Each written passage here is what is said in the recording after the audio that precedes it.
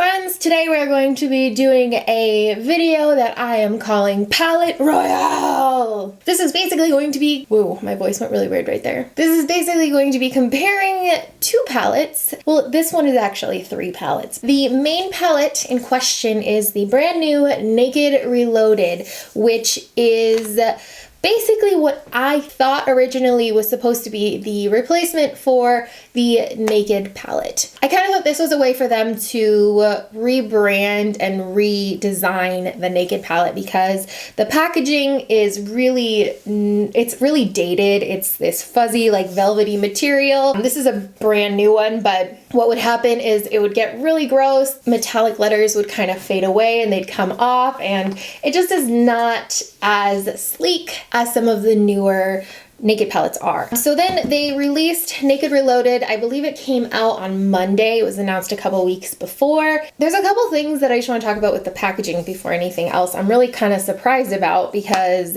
I thought they were going to redo this basically mainly for the packaging because of the fuzziness and all of that. And to my surprise, the new Naked Reloaded palette is like a fabric cover. It's actually kind of like a padded, puffy fabric. Naked Reloaded logo is essentially the exact same metallic, and so I just see this kind of coming off really easily with use, which will make it not so cute. And the fact that it is this fabric material means that it can get dirty really easily. The fabric is even on the inside, so that just kind of surprises me and I don't like it. It's the same in the sense that it's just a magnet closure. I mean, I thought it was going to be more like Naked 2, Naked 3, Naked Smoky, where it's more of a hard plastic case, and they didn't choose to go that route. The actual colors as well are very different from Naked 1. So if I show you some comparisons of the palette,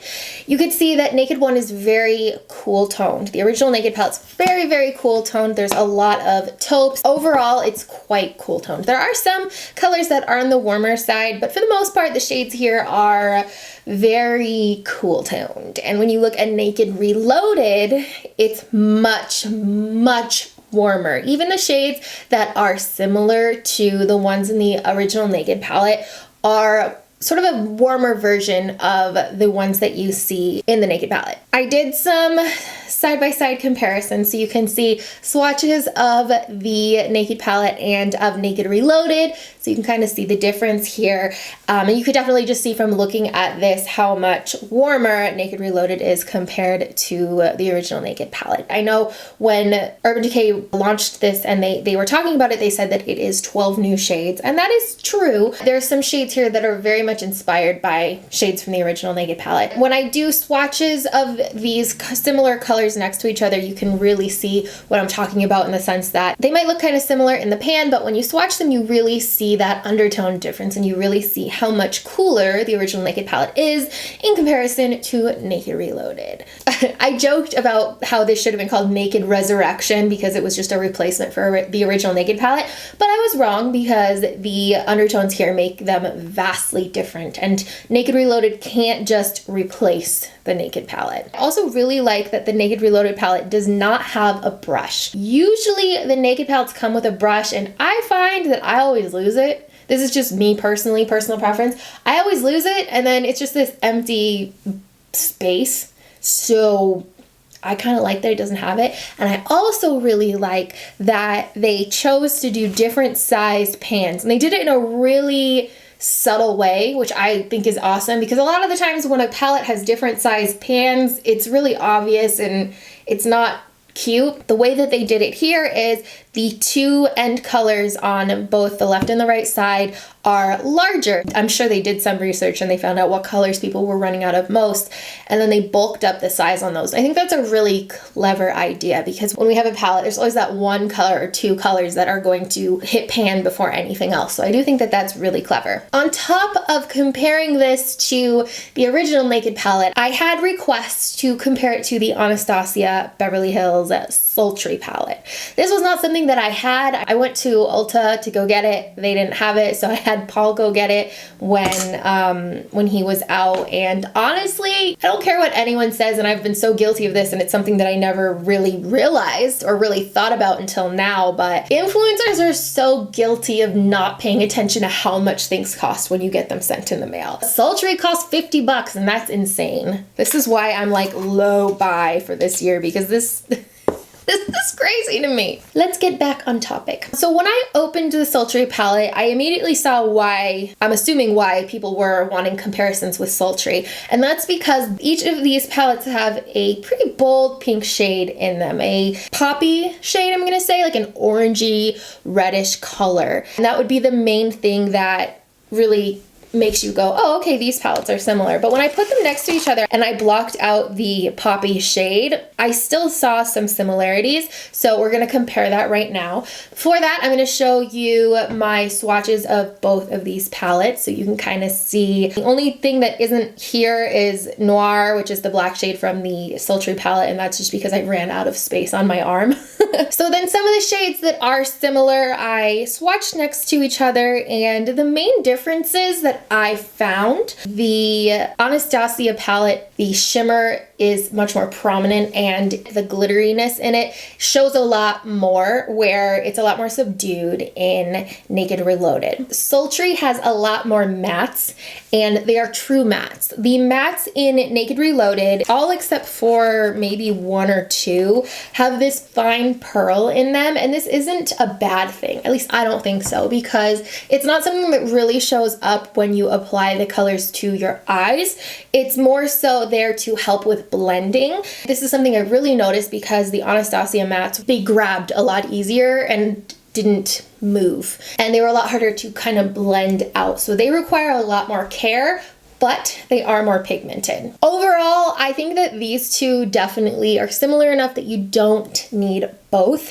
However, if you are someone that wants a more subtle look and you like a more subtle approach to makeup, Naked Reloaded is definitely for you. When I applied my makeup today and I used the Naked Reloaded palette, I realized how soft these colors are, and they truly are good for like a naked look. Generally, that's not my jam. Even if it's like the look I have on right now, I needed to brighten it up a little and use some other products to bump up the colors and the pigmentation because it just wasn't enough for me.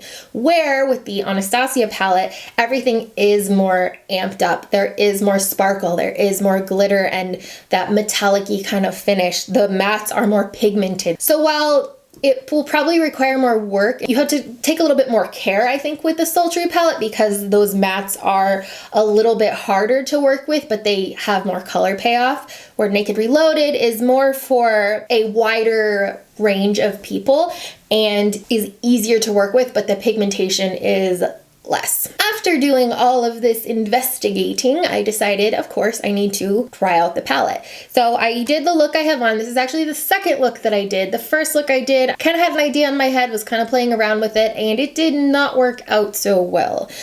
So I ended up redoing the look using the pink shade as my main color. Originally, I used the Urban Decay Primer Potion as my base, and again, it just wasn't enough. It just really left the colors feeling too muted for me. I used this Sigma primer, eyeshadow base primer. That helped the color to pop a lot more. It really brought life to that retro shade, that poppy shade. The other thing that I needed to do is with Angel Fire, which when I swatched it, it was definitely my favorite because it was just had this really cool kind of subtle pink shimmer. When I applied it by itself, it wasn't enough. So I ended up using a mixing medium, so a liquid, to really make the color come alive a little bit more. I also used a white liquid liner on the lower inner corners. I put Angel Fire on top of that again, and just to really brighten it up. Basically, moral of the story here is that Naked Reloaded is for anybody that prefers warmer shades, prefers a warmer shade range when they're using their eyeshadow, and wants a softer look. Naked Reloaded does not have a black shade. The darkest color here is Endgame, which is a very dark chocolatey shade. That's the darkest shade you get. It is pigmented. I used it kind of as a liner here, but overall, this is for somebody who wants a very soft, warm look. The colors apply nicely, but they are quite muted. They're not something that's going to build in color, and if you want that color to kind of build and be brighter, you need to go in with reinforcements, essentially. Eyeshadow base or something that has a little bit of a grip, a sticky base. And I say this not as a bad thing necessarily. It is not my thing, but it is something that I could see this being a great gift for Mother's Day or a birthday for somebody that is, you know, they like wearing makeup, but they're not gonna go crazy bold.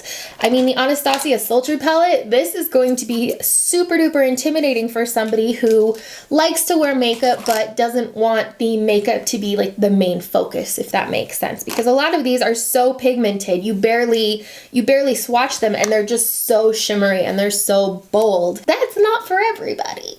So I'm not completely dismissing Naked Reloaded. I think that Sultry and Naked Reloaded both have their place. I personally feel like I would use Sultry more just because it's my style, where if you are somebody that wants something that is more toned down, you know, you still want it to look pretty. It's going to enhance you, but not be center stage. Does that make sense? Do my analogies work today? So that's my thoughts on Naked Reloaded, which I believe it's available on the Urban Decay website right now. It will be available at Ulta, Sephora, all that jazz, but I don't think it's available yet. I feel like it's coming, but it's not quite yet. Let me know your thoughts though. I haven't done a palette review like this in forever. Not that it's a bad thing, but this was something I did want to weigh in on just because I felt like it was, you know, you guys asked for it. I always want to know what you guys want to see from me. Yeah, so I hope you enjoyed stuff and things. Do you like my shirt? Isn't it cute? The only thing that's not cute is that it's like a crop top, so it's like really high up right now. But you can't tell because video. All right, I'll see you later.